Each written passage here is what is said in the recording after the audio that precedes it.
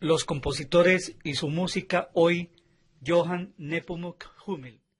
Otra de las obras importantes de Hummel fue una publicación que hizo Augener, que llamó 16 piezas características. Además, el Peters le publicó un rondó, el rondó Opus 11, y Fischer, que fue otro de los grandes editores, tuvo un éxito extraordinario con unas variaciones sobre un tema de Armida de Gluck. Estas obras era el momento, era la tercera o la cuarta generación en que los músicos vivían de sus propias obras. Es decir, la actitud que había tenido el maestro Mozart de depender de su propia producción había sido, en el caso de él, fue un fracaso espantoso, pues él pasó trabajos y malgastó su genio, pues casi que prodigándolo en conciertos en los que sacaba apenas unos centavos. Pero ya en la época de Beethoven, cuando este maestro componía una obra, la que le diera la gana, él se la mandaba a los editores. Los editores la compraban y la editaban y explotaban, pero de todas maneras había cierta dependencia entre los compositores, dependían de los editores, y si a los editores no les provocaba comprar una obra, no la compraban. Ellos eran más bandidos, es decir, Beethoven se manejaba muy mal con ellos, pero ellos se manejaban peor con él, porque eran, por ejemplo, el caso de Breitkopf und Härtel, una editorial que todavía hoy es famosa. Esa editorial era famosa en la época de la juventud de Bach. Estamos hablando de más de 200 años y esa editorial sigue siendo una editorial muy importante en el mundo de la música. Sin embargo, este señor Beethoven se peleó con ellos porque sacaron una edición llena de errores y de barbaridades y los regañó, se burló de ellos. Y estos señores no volvieron a editar nada de Beethoven, pero apenas se murió, editaron la obra completa.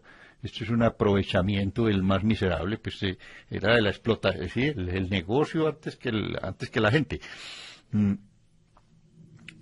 Hubo en esa época de Weimar, apareció una gran pianista polaca, María Szymanowska.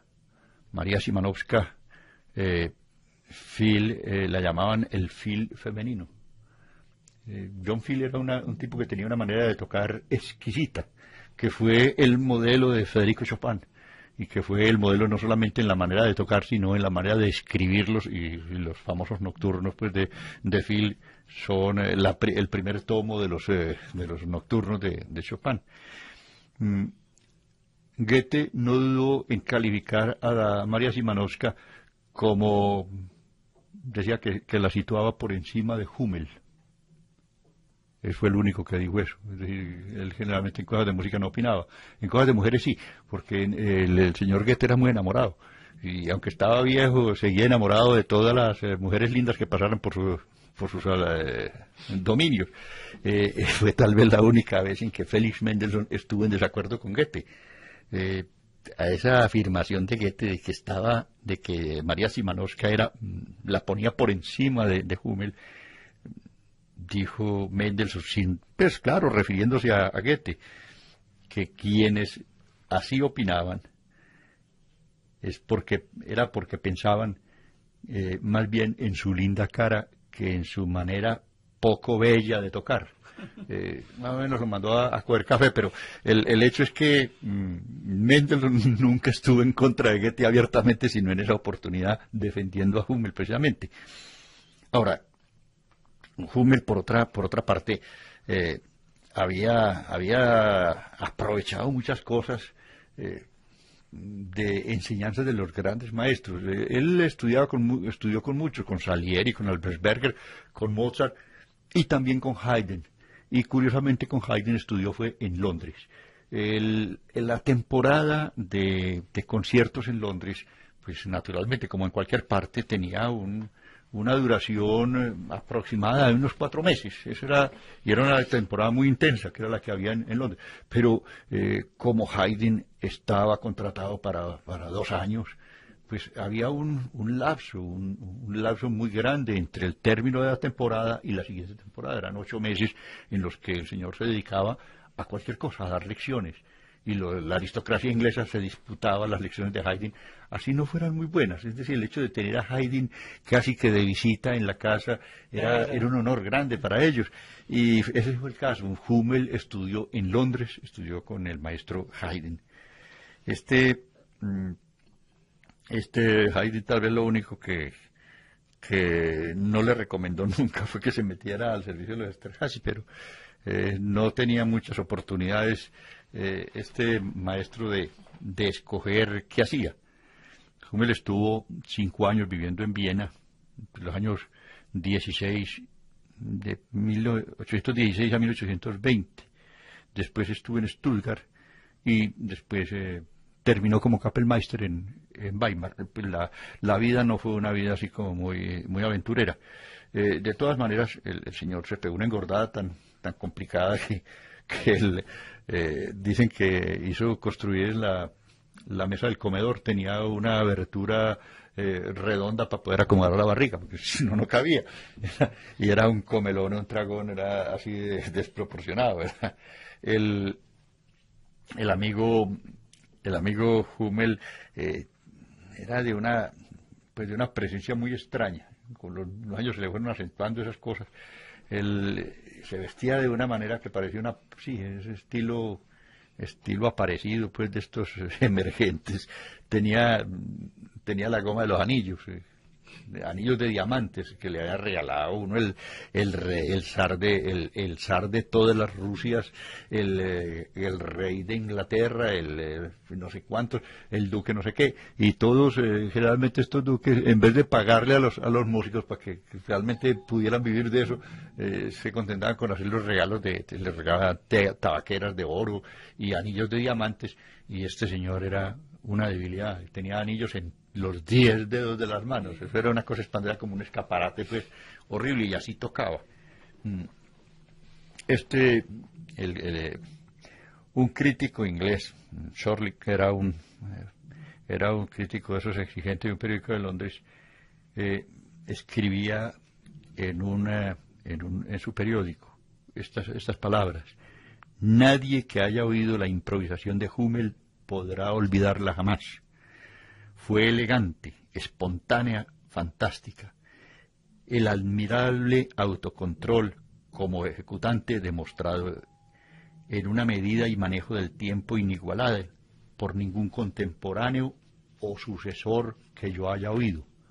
Lejos de llevarle a trabar su fantasía o humor, le posibilitaba dar a ambos la máxima oportunidad, ya que sentía que nunca podría dispersarse en un caos con el pretexto de volar por el país de los sueños. Esto es una referencia a que la mayoría de los tipos que improvisaban hacían un basurero espantoso. Hacían arpegios, trinos y cosas, es decir, dentro de toda esa hojarasca muchas veces afloraba tímidamente un temita ordinario, a veces muy barato, pero que no era la cosa de Hummel. Hummel en aquella oportunidad estaba haciendo una improvisación sobre la ópera Masaniello, sobre temas de Masaniello de Auber, que fue una de esas, Masaniello o La Muda de Portici, fueron las obras más populares en Europa durante ese tiempo. Y esas cosas, una cosa que retrata mucho esa época es que él empieza con el tema de Masaniello y después hay ese tema de la revolución, pues el de la victoria, de la libertad, y finalmente, como para rematar y dejar bien contentos a los ingleses, hizo un girito y acabó prácticamente con el God Save the King. Este tipo de improvisación payasuda pues era como muy del gusto de los ingleses, pero pues yo creo que esa no fue una de las improvisaciones típicas de las improvisaciones de Hummel. Eran siempre de mucho ingenio y pocas veces eran como tan baratas, tan demagógicas. Una de las obras, tal vez la obra más importante de música de cámara, fue compuesta alrededor del año 1820 y fue un septeto. El septeto, yo creo que esto fue en cierta forma herencia de esa popularidad impresionante que tuvo el septimino de Beethoven en toda la sociedad europea. No era Viena, era en todos los lugares del mundo. En Londres se tocaba casi diario el septimino, y esta cosa pues llegó a ser casi que uno de las formas interesantes. Componer a 7 partes es muy complicado. Pero sin embargo, pues el éxito que tuvo el septimino de Beethoven indujo a muchos compositores a escribir septetos. Es el caso de Hummel. El septeto de Hummel es maravilloso. Y es muy, muy famoso. Es muy famoso y merece la fama. Y es tal vez de esas obras que nunca se envejecieron. Hay otras cosas que son también muy, muy dicientes. Por ejemplo, el concierto en la menor de Hummel. El concierto en la menor de Hummel lo conocía Chopin. Y lo conocía muy bien, porque muchas frases de esas se colaron hasta el concierto en mi menor de Chopin. Es decir, que hay deudas que nunca se pagaron. Muy bien aprovechadas, porque Chopin era una persona de muy buen gusto. Él era a veces un poco duro y sobre todo muy cruel, sobre todo cuando se trataba de juzgar a maestros como Beethoven o Schubert, a que él los consideraba simplemente ordinarios o vulgares. Y no eran ni ordinarios ni vulgares. Eran señores que estaban muy por encima de él, pues porque varios centenares de kilómetros por encima de él, pero de todas maneras el maestro Hummel tuvo una influencia directísima en la música de Chopin. Chopin interpretó los conciertos de Hummel ya en su primera juventud, y eso naturalmente eso se cala a la vena creativa.